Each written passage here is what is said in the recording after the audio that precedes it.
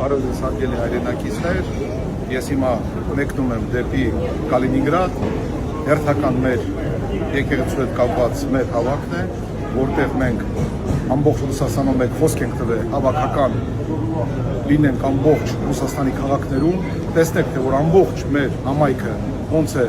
մեր կողքը եւ օգնում մեր հայ առաքելական եկեղեցուն եւ դրանից հետո հետ գալուց հետո գնալու ենք Ռոստով եւ այսպես շարունակ տարբեր քաղաքներ։ Իսկ ինչ որ վերաբերվում է երեկվա վարչապետի ասացին, որը դիմեց ինձ որպես պարոն Արտուրով,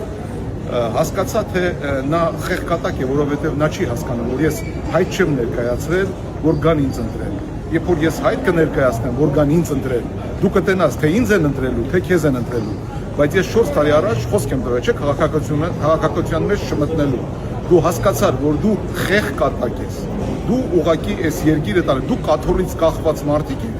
որոնք մեր երկիրը 5000 երեխա թաղելով նորից ուզում են ընտրվեն անամոթ լինելով, ամոթ չունենալով։ Իսկ ամբողջ աբյոնից կանգնած, ասում ես պարոն Արտուրինով պետք է կանդրի։ Աստված տա, որ ամռանը դու ու ճակատագրին արժանանաս, կտեսնաս ով է պարոն Արտուրը։ Так что, հարգելի հայրենակիցներ, շարունակում ենք մեր ճանապարհորդությունը ամբողջ Ռուսաստանով մեկ, հայ եկեղեցու շուրջ հավաքվելով, մնաք բարով, Կալինինգրադում մենք արդեն դուրս կգանք թազա էֆիրից։ Տեսություն ձեզ։